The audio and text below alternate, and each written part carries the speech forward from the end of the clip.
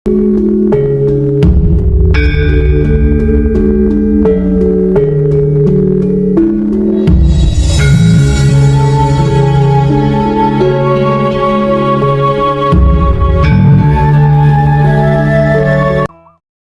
mengalami. Tidak bisa tidak. Ini seluruh makhluk hidup loh, bukan cuma manusia loh ya. Seluruh makhluk hidup itu pasti mengalami. Hal apa itu? Ketika Maha Suci rindu kepada ciptaannya. Jadi ketika Maha Suci rindu kepada ciptaannya, ini akan dialami oleh seluruh makhluk hidup tanpa terkecuali. Bahkan kepada tai ayam sekalipun. Katakanlah seperti itu.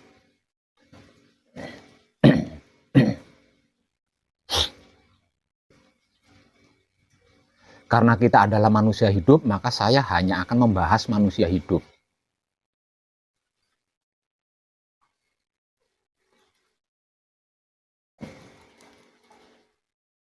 Lah, manusia hidup ini terdiri dari dua golongan.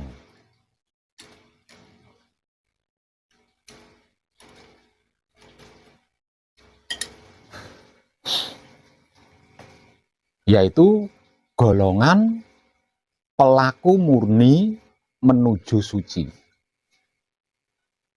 Dan golongan pelaku suci menuju kelanggengan. Hanya dua golongan ini loh manusia hidup itu.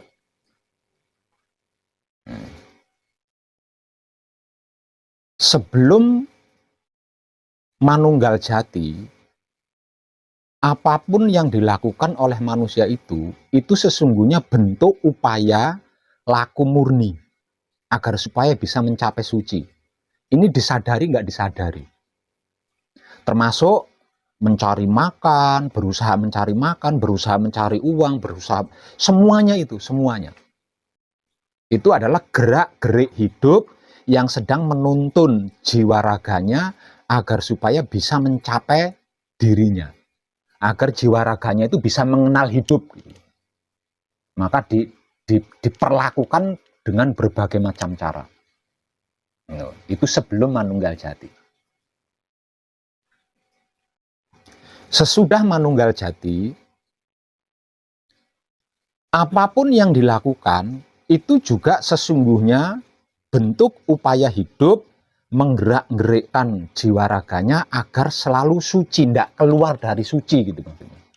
Tidak keluar dari kesuciannya, tidak keluar dari kefitrahannya. Nah, sesungguhnya manusia hidup itu hanya ada dua golongan itu.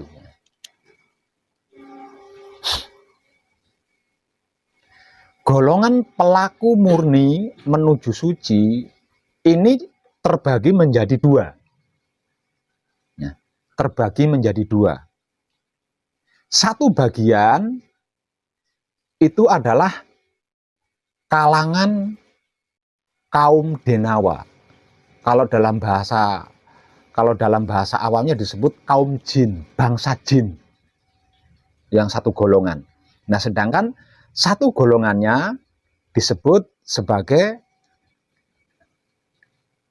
bangsa Barata atau keturunan anak cucu Adam dan Hawa. Itu satu golongan. Sedangkan yang satu golongannya itu para Denawa atau juga bisa disebut sebagai keturunan bangsa jin atau iblis. Kalau bahasa awamnya iblis atau setan. Dua golongan ya. Satu golongan itu anak cucunya Adam Hawa, satu golongannya. Nah, satu golongannya lagi itu anak cucunya Dajjal atau iblis atau setan atau jin. Ini di ranah laku murni menuju suci. Jadi ndak cuma manusia saja yang sedang berusaha laku suci itu. Laku murni itu bukan bangsa manusia saja. Makhluk-makhluk lain pun termasuk pepohonan, hewan-hewan, dan lain-lainnya juga, itu juga ada bentuk upaya-upaya melakukan laku murni agar supaya bisa kembali suci. Karena karena tidak semua pepohonan itu asli pohon seperti pada mulanya. Ada pohon-pohon yang merupakan reinkarnasi dari manusia-manusia lama yang gagal sempurna, kemudian lahir lagi ke bumi sebagai pohon. Begitu juga dengan hewan-hewan dan lain sebagainya. Gitu. Tapi kalau pelaku suci menuju kelanggangan, ini hanya ada satu golongan. Karena apa? Karena manusia yang sudah manunggal gitu. Nggak terbagi menjadi beberapa golongan. Paham nggih? Dan ketika Maha Suci rindu kepada ciptaannya, nah ini seluruh makhluk mengalami. Secara awam disebut sebagai ujian, secara awam. Secara awam disebut sebagai ujian. Nah, kalau secara spiritual disebut sebagai anak tangga. Jadi ketika Maha Suci itu rindu kepada ciptaannya, agar supaya ciptaannya itu bisa naik, kalau Maha Suci itu ada di atas gitu ya, kalau diistilahkan Maha Suci itu ada di atas, agar supaya ciptaannya yang dirindui ini bisa naik, maka disediakan tangga. Nah, disediakan tangga. Nah, tangga yang disediakan oleh Maha Suci ini, inilah yang saya maksud sebagai ujian. Di dalam spiritual disebutkan, jangan sekali-kali mengaku beriman kalau aku belum menguji keimanannya. Itu secara spiritual dikatakan seperti itu. Nah, ini apa namanya? Ayat ini dimaksud ketika Maha Suci itu rindu kepada yang diciptakan ini tadi. Lah ini kalau keimanannya lemah ya, keimanannya lemah atau kadar keimanannya itu terlalu sedikit, ini bisa berujung kematian. Bisa berujung kematian, bisa mati gitu loh. Bisa mati.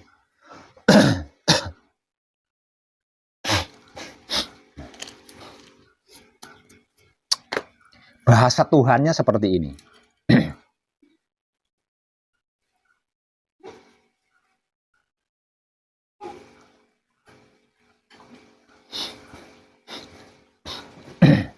Jadi Maha Suci itu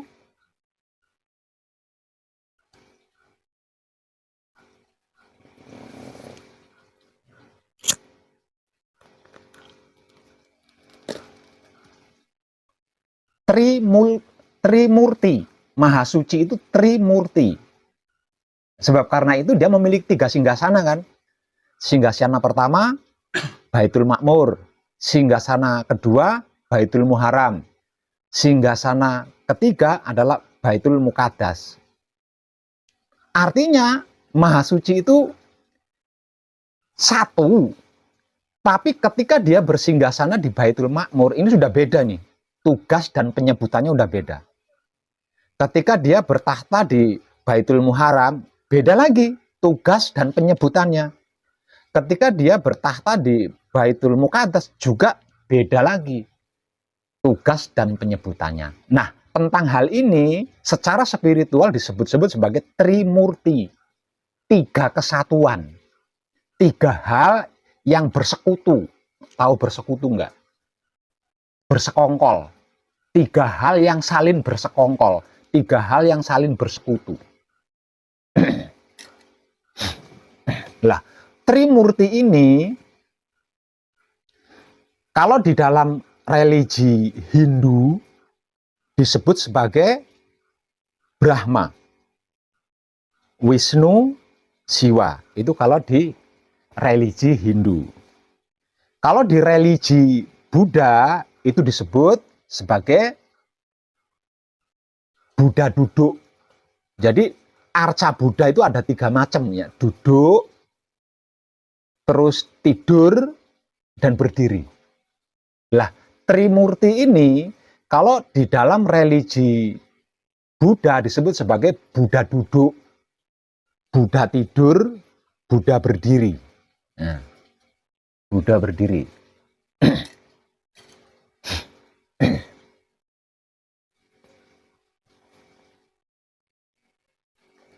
Kalau dalam religi Kristen disebut sebagai Allah anak atau Allah putra, terus Allah Bapa dan Allah Roh Kudus.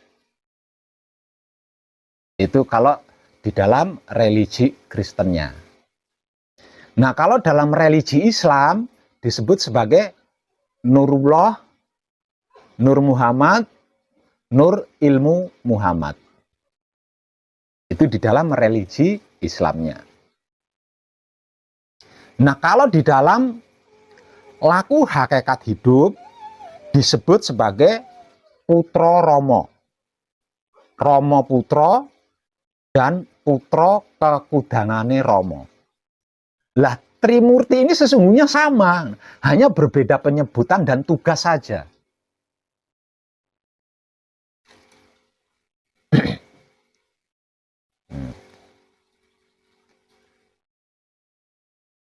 Paham nggih? Paham?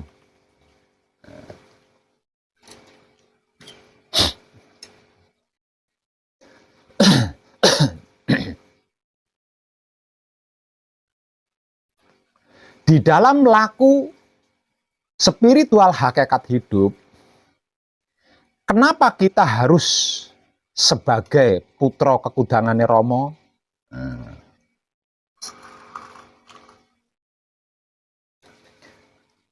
Belumlah cukup jika kita belum sebagai putra kekudangane Romo. Nah, putra kekudangane Romo inilah yang sesungguhnya dimaksud sebagai manunggal jati. Dan manunggal jati inilah yang secara spiritual disebut-sebut sebagai alam semesta seisinya. Alam semesta seisinya.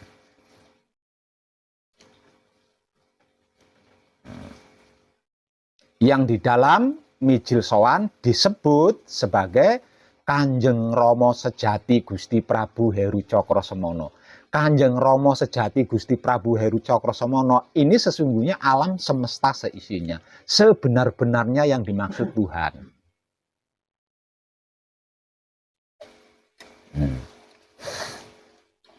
Kenapa pelaku spiritual hakikat hidup sowannya kok ke Kanjeng Rama sejati Gusti Prabu Heru Cakrasemana, kok tidak ke Rama? Nah, maka yang disebut di setiap saatnya kan Romo, bukan Kanjeng Rama sejati Gusti Prabu Heru Cakrasemana kan? Kok tidak ke Romo? Sowannya kok kepada Kanjeng Rama sejati Gusti Prabu Heru Cakrasemana, karena laku spiritual hakikat hidup adalah manunggal diri atau manunggal jati atau manunggal suci atau manunggal fitrah atau manunggal dengan alam semesta seisinya. Jadi menghadapnya harus kepada alam semesta seisinya. Ini seperti itu.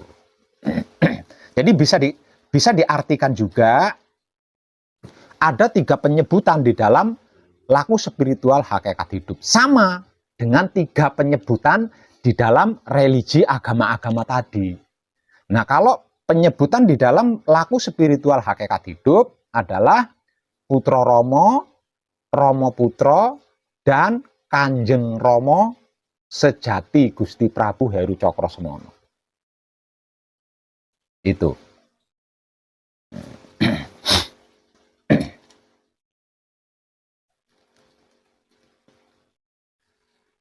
Caranya mereka bertiga bersekutu seperti apa? Caranya seperti ini. Ketika Kanjeng Rama sejati Gusti Prabu Heru Cakrasemana atau putra kekudangane Rama,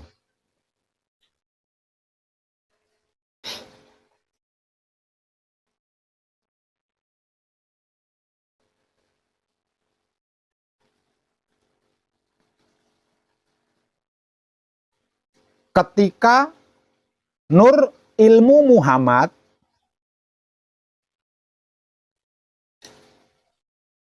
Ketika yang Siwa, ketika Buddha berdiri,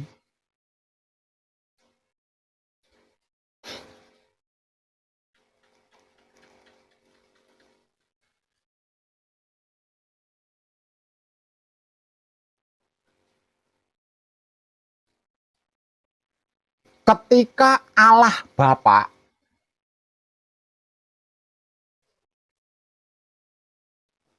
rindu, ya, rindu kepada Putra Romo. Perhatikan baik-baik, ini tinggi sekali. Rindu kepada Nurullah.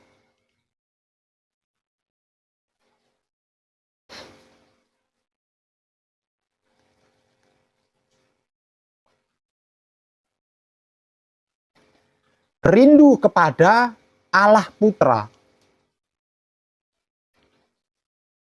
Rindu kepada Buddha duduk.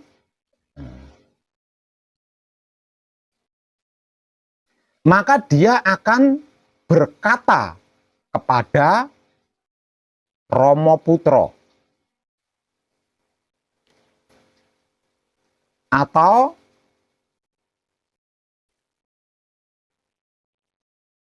Allah Kudus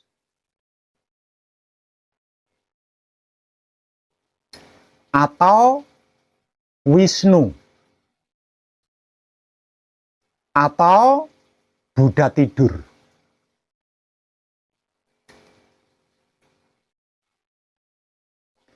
Datanglah kepadanya. Beri dia masalah-masalah, kalau dibahasakan sederhana ya. Beri dia masalah-masalah atau timpa dia dengan masalah-masalah. Karena aku ingin mendengarkan keluh kesahnya.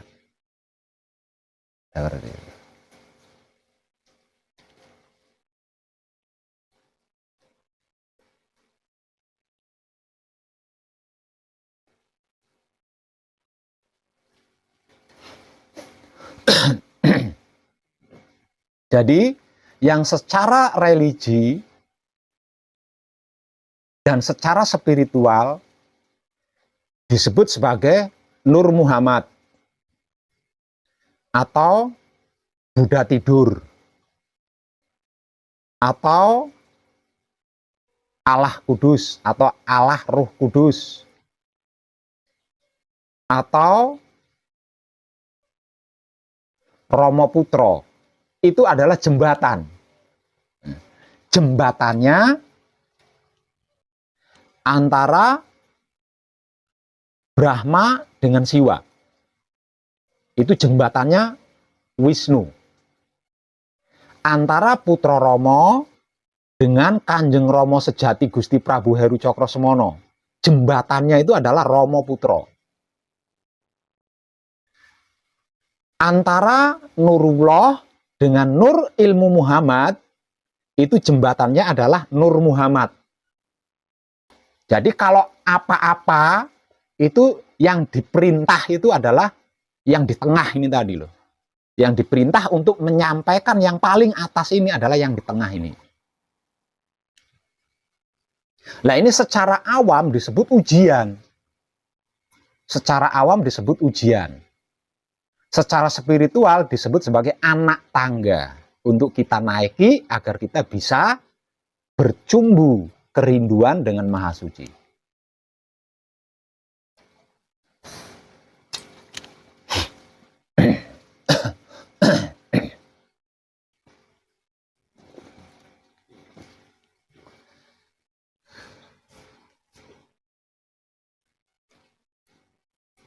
Jadi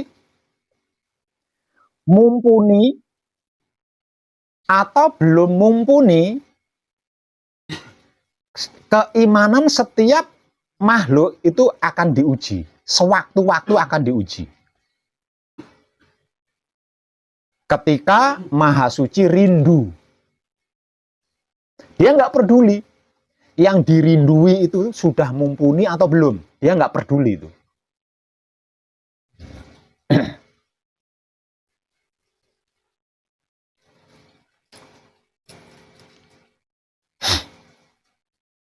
Sedangkan masalah-masalah yang dimaksud ini berbagai macam.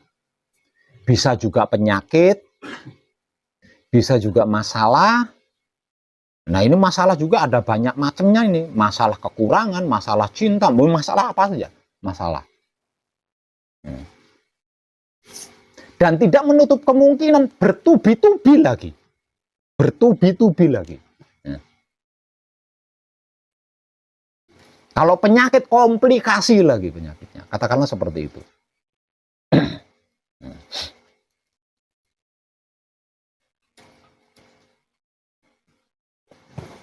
Nah tentang ini, benang merahnya, karena itu adalah ujian iman kan. Sedangkan iman yang dimaksud adalah wahyu pancalaku. Nah ini benang merahnya ada di situ.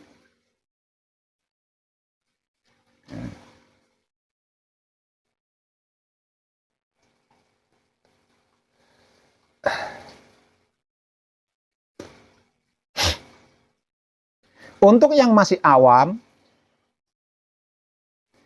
jika keimanannya kuat, tidak goyah, tidak kokoh gitu ya, atau wahyu pancalakunya kuat, tidak goyah, tidak kokoh, ya bertemu dengan yang dimaksud Tuhan, bertemu dengan Maha Suci.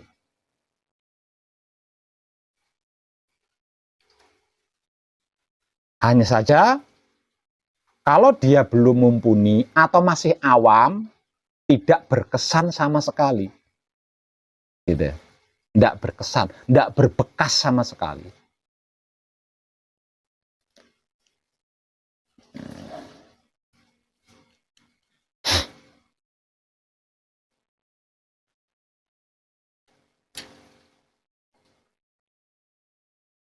Untuk yang wahyu pancalakunya kuat,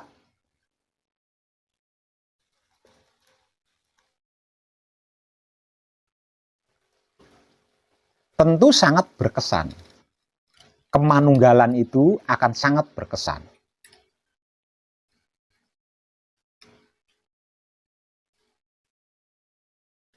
Orang awam yang imannya atau wahyu pancalakunya tidak kuat, sudah tidak berkesan, bisa berujung kepada kematian. Selain tidak berkesan, tidak akan berujung kepada kematian.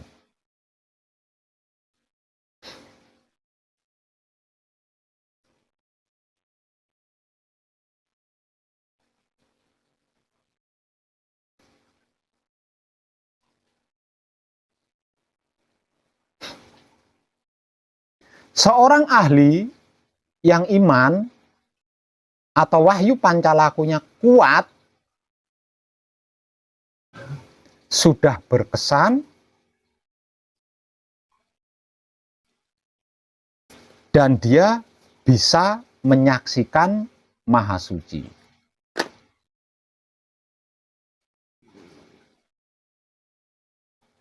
Seorang pelaku spiritual yang iman atau wahyu pancalakunya tidak kuat,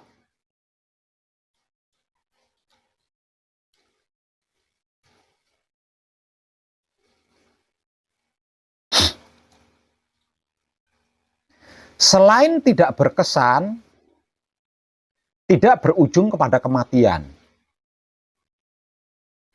Tidak berkesan tapi tidak berujung kepada kematian. Lalu ujungnya apa? Sebagai penggantinya, selain tidak berkesan, dia akan mengalami kebimbangan-kebimbangan, keraguan-keraguan, ketakutan-ketakutan.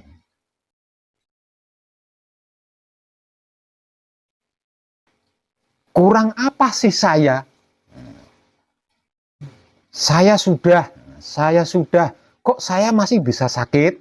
Nah, Kok saya masih punya masalah?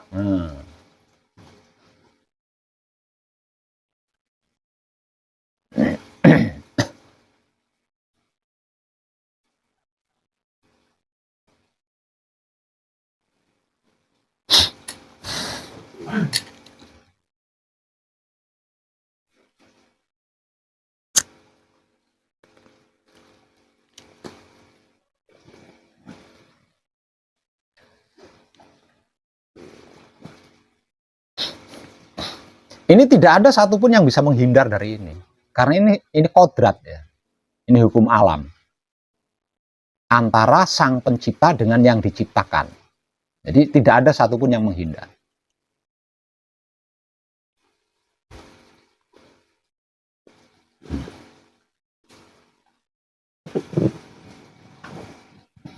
Lah, panjenengan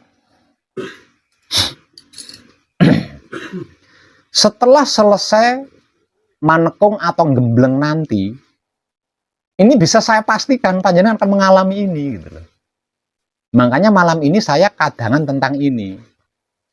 Sebenarnya sebelum ini saya juga pernah kadangan terkait hal ini. Dan malam ini untuk yang kesekian kalinya saya mengulang kadangan lagi terkait hal ini. Panjenengan nanti setelah selesai manekung atau gembleng, panjenengan akan mengalami ini. Keimanan panjenengan akan diuji gitu loh. Wahyu pancalaku panjenengan ini akan diuji.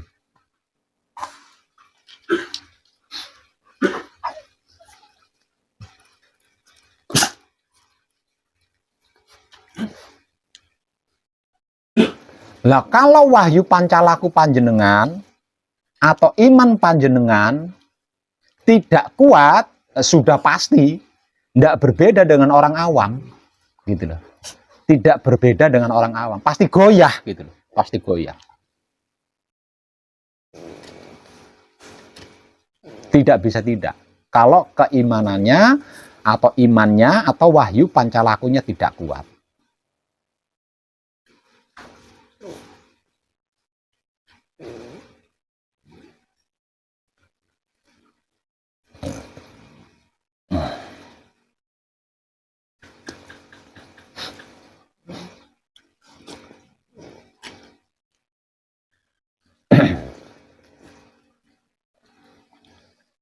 Dengan apa yang barusan saya sampaikan, kesimpulannya, ketika wahyu pancalaku kita atau iman kita diuji oleh Maha Suci, apa yang harus panjenengan lakukan?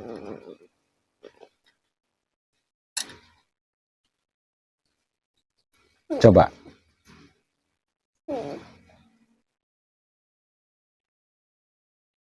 Dari apa yang sudah saya sampaikan tadi, kesimpulannya berarti dengan apa yang sudah saya sampaikan tadi, ketika wahyu pancalaku panjenengan diuji oleh Maha Suci, oleh Kanjeng Rama Sejati Gusti Prabu Heru Cokrosemono, apa yang harus panjenengan lakukan?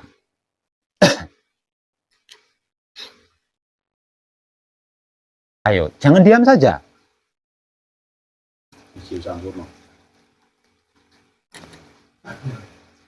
Yang lain sama, Mijil Sampurno, makmum sama beliau. Kalau tidak makmum, bicara, jangan diam saja. Harus bisa melewati. Kita adalah teman seperjalanan spiritual. Harus ada akrab. Jadi kalau saya bertanya, jenengan harus nyaut. Jangan diam aja. Kalau panjenengan tidak nyaut, saya tidak bedanya dengan orang jual obat tapi tidak payu, tidak laku. Saya sudah bersusah payah memberikan pemahaman kepada panjenengan, panjenengannya diam aja seperti patung. Selain seperti orang jual obat yang tidak laku, sama halnya saya mendogma panjenengan. Kalau panjenengannya diam saja. Agar supaya tidak terjadi salin dogma, respon. Apa yang saya sampaikan ini panjenengan respon gitu.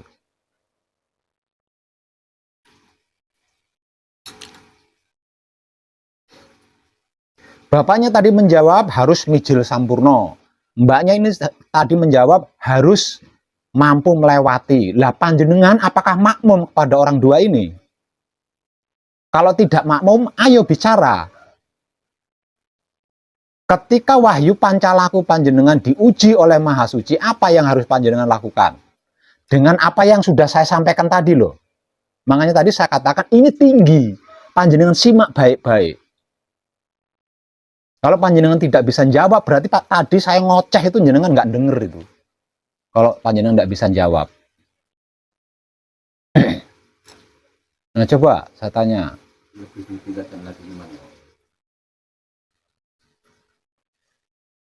Berarti cuma 2, cuma 3.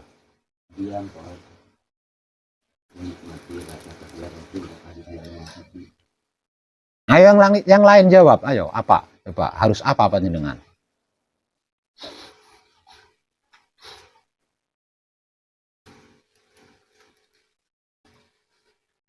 Ayo.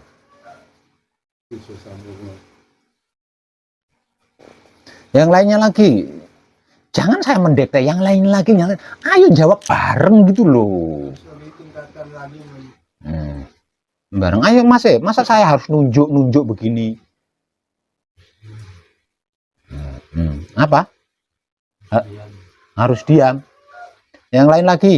Ayo, jumlahnya banyak loh. Cuma suaranya 1-2 orang. Ini bagaimana? Ceritanya bagaimana ini?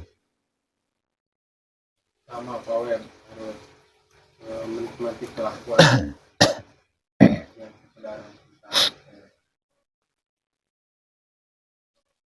Saya ulang sekali lagi. Simaklah baik-baik. Kalau panjenengan tidak ingin gagal paham loh ya. Ini tinggi loh.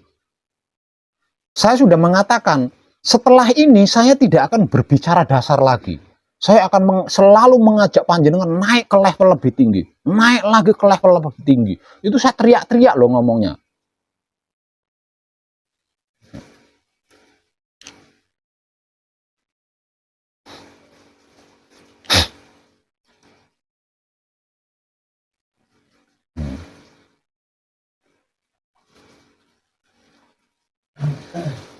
Makanya dari tadi saya berpesan, simak baik-baik, ini tinggi. Sudah saya katakan ini tinggi, simak baik-baik.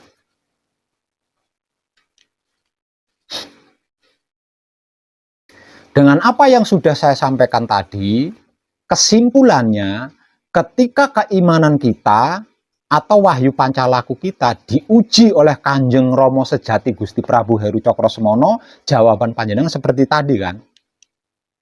Seperti itu kan jawabannya.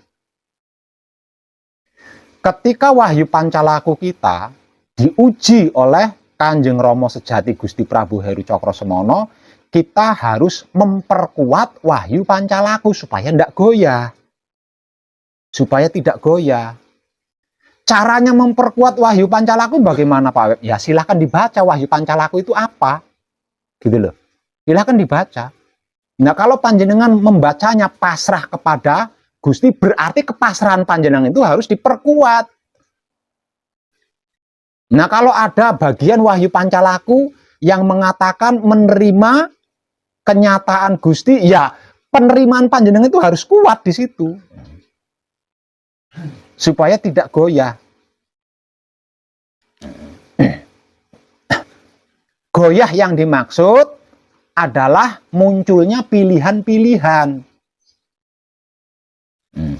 Kalau wahyu pancalaku panjenengan tidak kuat, ketika panjenengan mengalami sakit kepala, panjenengan mengalami sakit kepala, kalau wahyu pancalaku panjenengan tidak kuat, ada banyak pilihan ini. Ya, ada banyak pilihan. Pilihan yang pertama dan yang paling utama adalah pasrah kepada Gusti. Menerima keputusan Gusti, mempersilahkan kuasa Gusti. Dengan 3 hal itu, akhirnya kita bisa merasakan kenyataan Gusti yang berwujud sakit kepala. Ini pilihan pertama dan utama. Pilihan kedua, muncul bodrek. Pilihan ketiga, muncul paramek. Pilihan ketiga, muncul dokter, ahli, kepala, tengkorak kepala. Banyak pilihannya itu. Kalau iman panjenengan tidak kuat, kalau wahyu pancalaku panjenengan tidak kuat. Nah, karena banyaknya muncul pilihan-pilihan ini, bimbang, ragu, takut, muncul.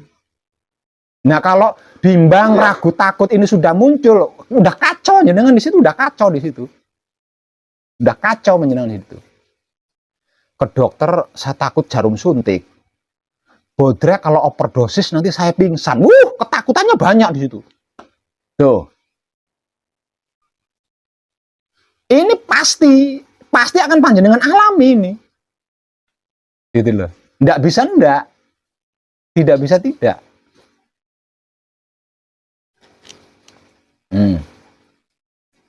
Tapi kalau wahyu pancalaku panjenengan kuat, artinya wahyu pancalaku panjenengan kan enggak goyah. Kepasrahan panjenengan kepada Tuhan kan enggak goyah, itu maksudnya gitu loh. Dikarenakan tidak goyah, panjenengan tidak merasakan kepala yang sedang sakit, tapi merasakan Maha Suci yang berwujud kepala itu tadi.